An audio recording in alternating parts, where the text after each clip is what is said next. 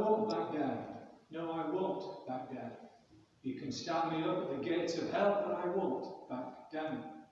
No, I'll stand my ground, won't be turned around, and I'll keep this Messiah from dragging me down.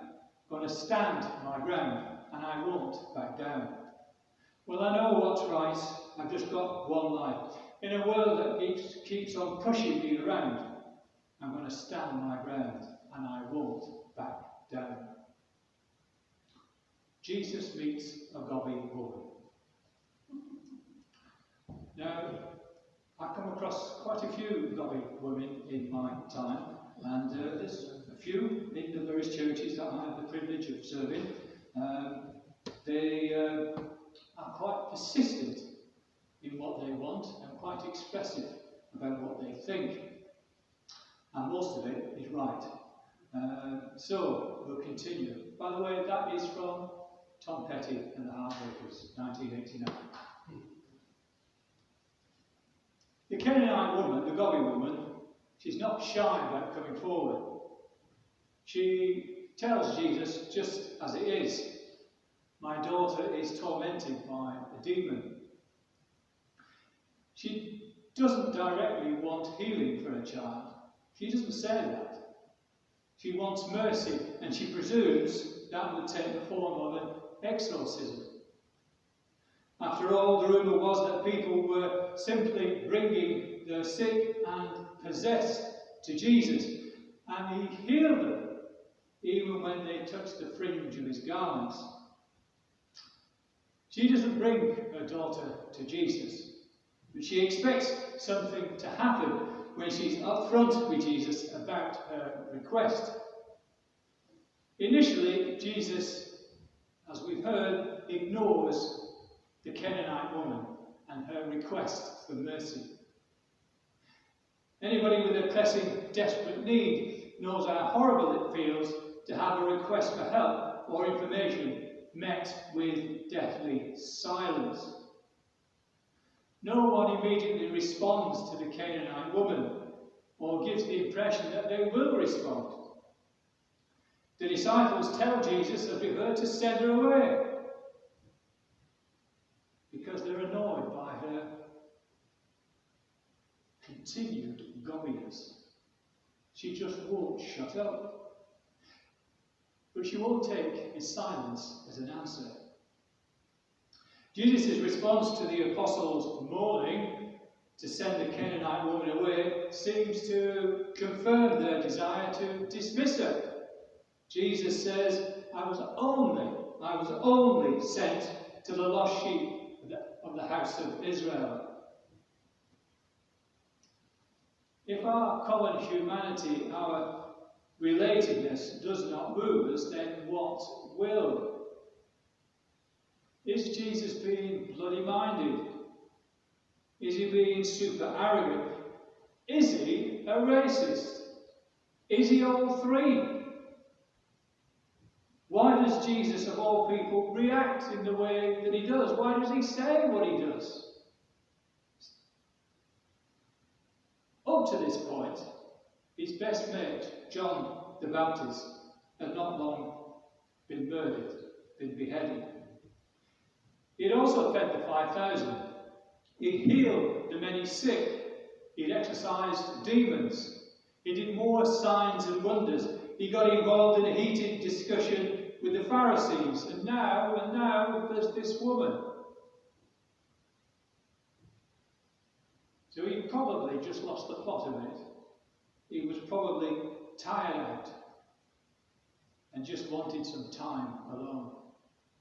I remember when I moved into my last parish, and by about 5 o'clock in the afternoon, I was absolutely knackered from moving boxes around, finding this, trying to find that, trying to calm down a dog, etc., etc., etc., trying to find out where was this, that and the other in a new house, and I'd had it by about 5 o'clock in the afternoon.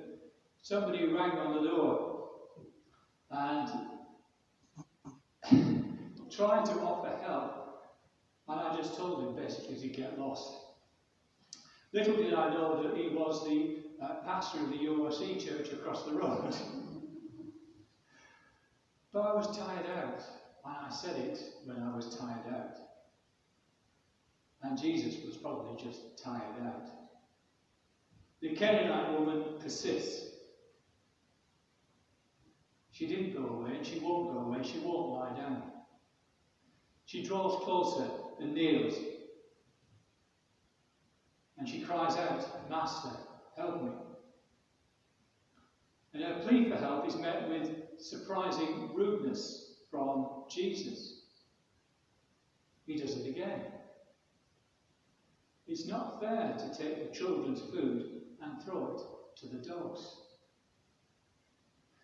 The woman's response is, "Yes, Lord, but even the dogs eat the crumbs that fall from their master's table." And in the end, as we heard, Matthew's Jesus responds by commending the woman for her faith. Matthew called what this woman does as an act of faith. And yet Jesus still doesn't perform any exorcism. He just says, "Let it be done for you as you wish." And interestingly, we are told that the woman's daughter was healed instantly.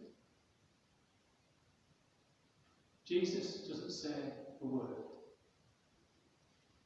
Perhaps faith engenders persistence, or maybe persistence feeds faith. Either way, persistence and faith make a powerful, powerful pair. Never underestimate the power of a godly woman and the God in whom she believes. For this God is not a God of harsh soundbites, but is a God of forgiveness. God is not a God who records our sins, but a God who washes them away. God is not a God who demands perfection from us, but a God who asks for a contrite heart when we can't measure up. God is not a God who gives us only one chance, but a God who gives us infinite chances.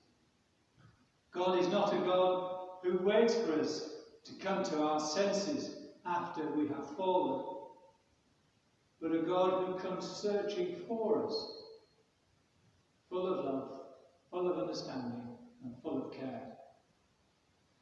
God is not a God who is calculating and stingy with his gifts, but a prodigal God who sowed seeds everywhere without regard for waste or worthiness.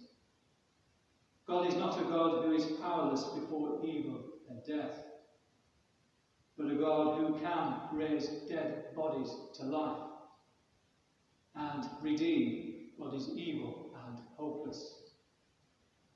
God is not a God who is arbitrary and fickle, but a God who is reliable in his promise and in his goodness. God is not a racist. He is a God who sees no racial, doesn't see gender, doesn't see age, class, or sexuality as issues.